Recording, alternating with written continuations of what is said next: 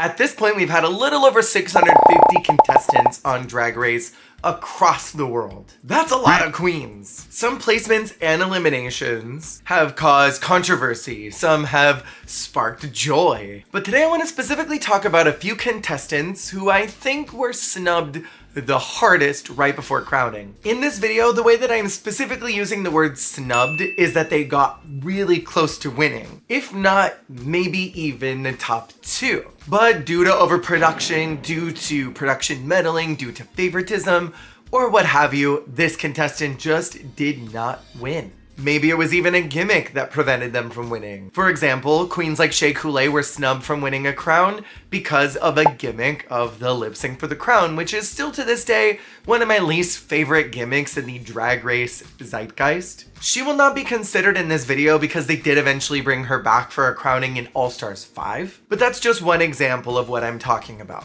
And to be crystal clear, I am absolutely not diminishing anybody else's win through this video, simply suggesting that maybe another queen deserved it just as much as that winner did, but they did not get it. So please don't take this as me saying that X person didn't deserve to win, that X person did. Because the intention is more to spotlight that someone deserved it but didn't. So here are my top 10 queens who I think were snubbed the hardest. At number 10 is Scarlett Bobo of Canada's Drag Race. She was strong literally all season, always just being good enough, but maybe not being a favorite of the judges panel like some of the others in the cast were. And Scarlett Bobo never had to lip sync once, except at the finale. That's a sign of someone who's doing very good.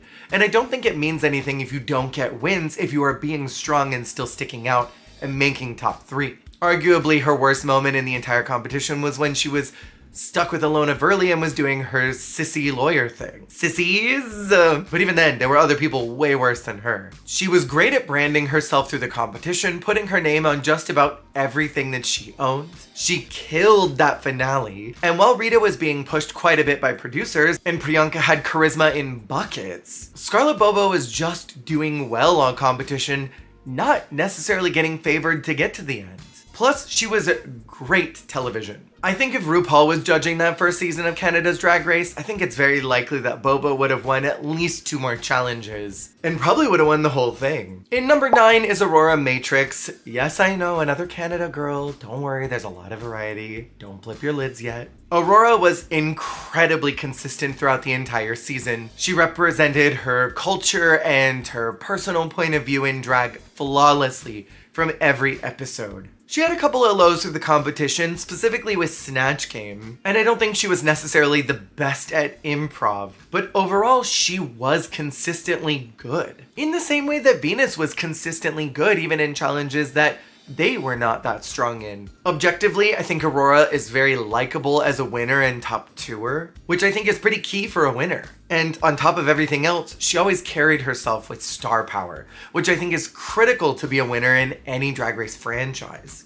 When it came to the finale, she was just as capable of winning as Venus was, and I think the edit could have gone either way. I think Aurora had superstar written all over her, and she was absolutely snubbed of getting a crown that she absolutely deserved. At number 8 is Ella Vidae. Now, I just finished watching this season for my Drag Race podcast, so it is fresh up in the brain meats today. Ella followed that Bimini route, not performing necessarily spectacularly in the first half of the season, but right around the time of Girl Group started to soar with so much wind behind her. Ella was always consistent with her image, with her branding, with her personality, and showcased that well in each one of the challenges as well as on the runway. She narrated a good chunk of the season along with Kitty, and that proved her charisma level that she had in spades. Not to mention that Ella did well in just about every category of challenge, even winning a lip sync for the win. That drag during the Bra Wars challenge where she just slid up the side of that latex, creating that horrible but funny sound, proved that she had comedic timing, which is another important element of being a drag superstar. That not only are you fabulous and glamorous and are good at everything in the drag sphere, but also you have good comedy timing. However, it was very clear that Rue did not love Ella in the same way that he loved Kitty and Crystal. In that moment during the finale where Rue asks Ella, "Are you just a failed actor who turned to drag?" That's when I realized that Ella had no chance of winning in front of RuPaul. And that makes me sad, because Ella had 4 badges and clearly was doing well at Drag Race. It kind of was clear to me that Ruth thought, man, this is someone who's doing good, but I don't like her, so I don't want her to win. And not saying that Crystal was bad, because she was great throughout the season, but she had her high moments in the beginning and didn't have as much steam as the competition went on, where Ella just got more and more powerful every episode. With her number of wins and general consistency through the competition, Ella 100% deserved the crown. At number 7 is Vanda Ms. Joachim. This is one of my personal favorites from Thailand season 2, and any video that I've ever talked about people that I want to see on a future All-Stars, Vanda is it. But why? Vanda performed well all season long in pretty much every category. Even in challenges that maybe she wasn't perfect in, she was still entertaining and fun. Her stumbles here and there were fought and combated by her consistency to always bounce back and come back with stronger and better energy the following week. Her drag style was really youthful and fresh while also having a polish of someone who had been in the business for a few decades. Overall, I think her biggest struggle was in design, but even then, she stayed true to herself and she was consistent through the season. One of my favorite moments is during the space Q&A, and she mentions when she's performing that she's in front of everyone and she's got all this confidence, but then she goes home and she's alone, and encouraging people to not get down on themselves. That moment sticks very true to me and made me feel very emotional and made me feel connected to her in a way that I didn't feel connected to anybody else. Vanda is a fantastic entertainer, burning down the runway every week in the competition and proving why she deserved top 3. In my tinfoil hat opinion, I think Vanda wasn't allowed to go to the finale because she was really the only threat to Angeli that was still in the room. Having Kana and Candy go to the finale with her basically secured that Angeli would win because, again, the two of them had already gone home. Candy in the beginning of the season and Kana going home in about the midpoint and having 4 bottom placements. The original Spicy Sunshine. And I think it would have been a much more difficult decision if Vanda had been there with Angeli because it very likely would have been the two of them fighting for the crown. And so even though Vanda didn't make it to the very final episode, she was 100% snubbed of even the attempt of getting it. Because there was no way, there wasn't even a snowball's chance in hell that Candy or Kana were going to win after being eliminated. In the number 6 spot is Safira Crystal. I think this is probably the one y'all were all waiting to see if she would end up on this list. And it's for good reason, because she did deserve the win in the same way that Nymphia did, but lost due to a gimmick. Safira, from day one, walking in the workroom making ghost sounds, had captured attention of the audience in a way that not a lot of other contestants had done in the past. Typically, they grow on us through the season, but Safira just had that star power radiating off of her from day one. And she performed perfectly in every challenge, from lip syncing to improv to comedy to acting to snatch game to designing. Safira was it. She has a distinct and polished point of view when in drag, something that she always showcased not only in the challenges but also on the runway. And that's a critical piece to being a winner of Drag Race. It's for me very hard to watch someone who is so good at their craft and not be crowned the winner despite all of their high marks. Maybe she dropped the ball a little bit in the finale, but no more so than I think others have in the past that also won. This is unfortunately a situation where she was just as strong as Nymphia, and this easily could have been a double crowning with absolutely no resistance from anyone in the fandom. And I think Safira deserved that crown badly for all the work she had done that season. In the number 5 slot is Divina De Campo. These UK girls were 100% paving the way for what future UK seasons were gonna look like, in the same way that season 1 of mainline Drag Race was paving the way for what Drag Race was going to look like there, and what Drag Race UK was specifically looking for with its queens. And in my opinion, RuPaul gravitates towards queens that are a little more universal, a little more Americanized, a little more of that drag palette that she likes to paint with. Divina was perfection, having never been in the bottom through the season. Divina was strong on the runway, in a very different way from Viv, who was definitely doing that thing that RuPaul likes better, appealing to a more stateside version of drag, where Divina was absolutely showcasing the camp and glamour that you would see from a UK average queen. She and Viv were back and forth the whole season with wins, with Baga grabbing one and Blue and Baga grabbing a joint win with her. But otherwise, it was neck and neck. Almost like a tennis match where Davina would win and then Viv would win and then Davina would win. And that made for an interesting competition because it was really between the two of them from episode 1 to the finale. However, Davina made her mark on the competition, I think, a little bit stronger, showing more of her unique personality through the challenges and the runways. And Viv was strong and polished and did the competition the way that Rue likes to see it. The ultimate win of this season 100% could have gone to Davina as equally as it did to Viv. And ultimately, I don't think that Davina connected to Rue in the same way that Viv did. And that may have cost her the win. At number 4 is Alexis Mateo in Canada vs. the World Season 2. Now, in my opinion, Alexis Mateo is someone who could have won every season she was in, and rightfully so deserved them. And I had to fight every natural instinct in me to not put Alexis at the number 1 slot because of my personal bias towards her. In my opinion, Alexis is one of the best entertainers that has ever been on Drag Race in any franchise across the world. She has charisma down, funny as fuck.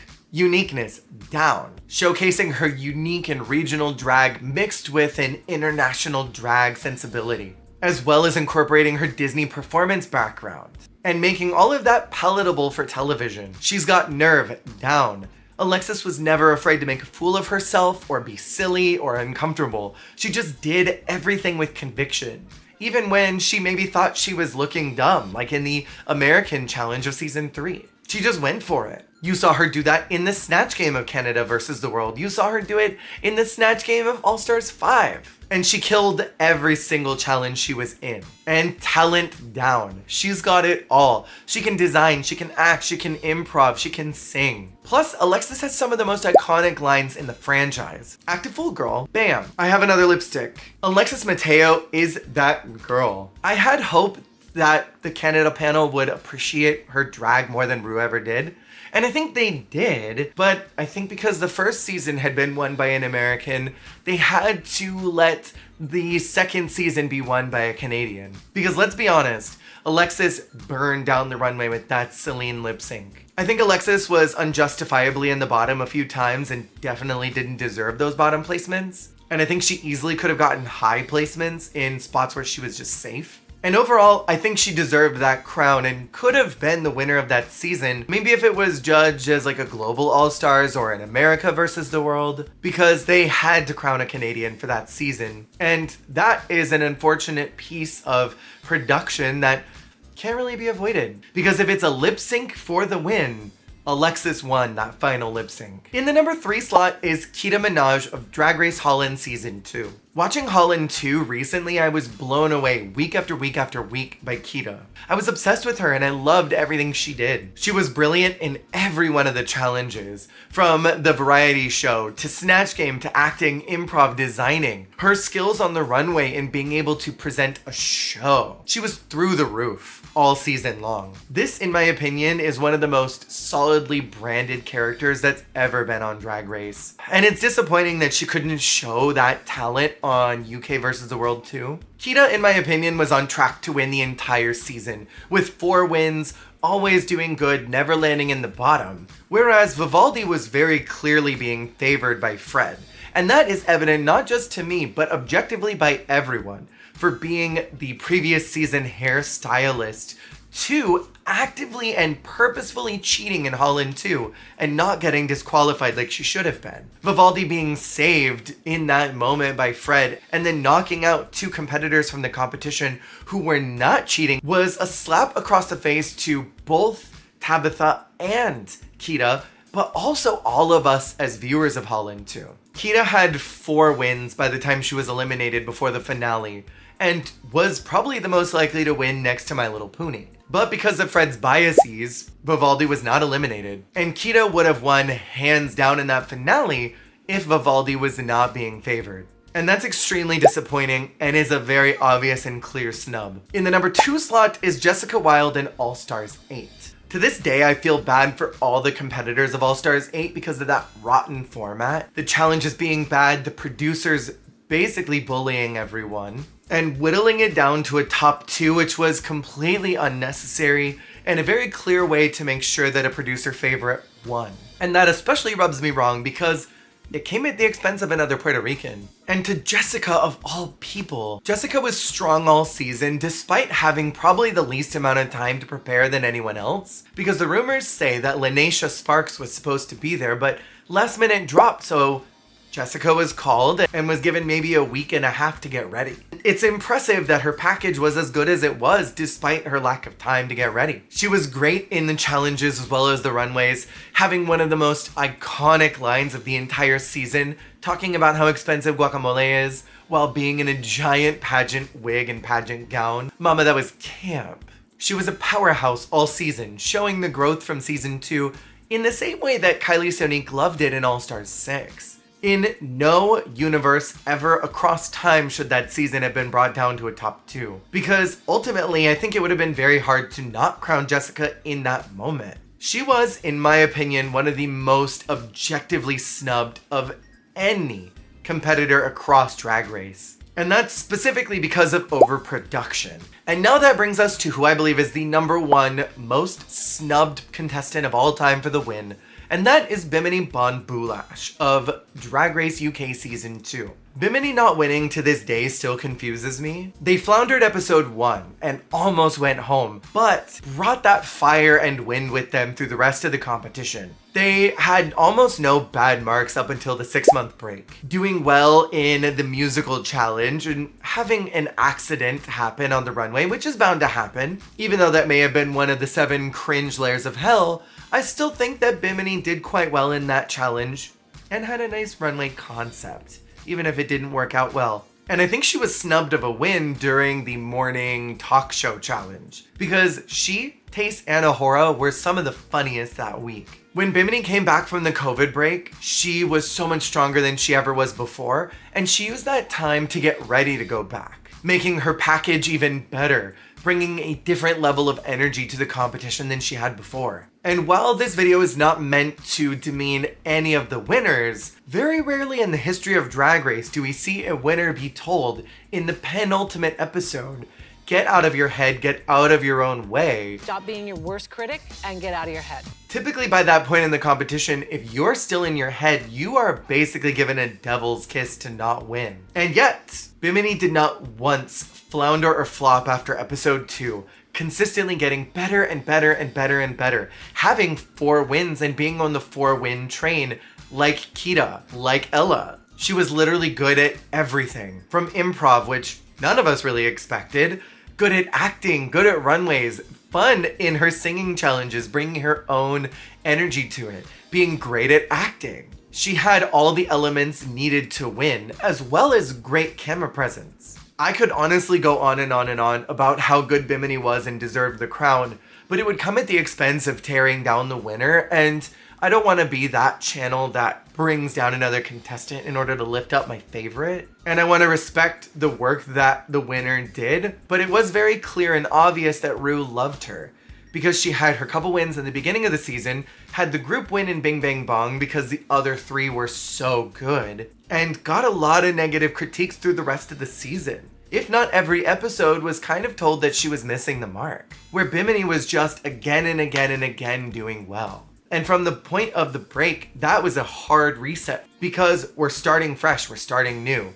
We're starting with new drag theoretically. It's basically a new competition at that point. But Bimini wasn't really judged as if it was a new competition. She was judged from those first couple episodes where she wasn't doing great. And I think Bimini objectively deserved that win the most of that cast. And that has been my top 10 most snubbed queens of all of Drag Race. Without tearing anybody else down, let me know who you think was your #1 most snubbed queen of all time.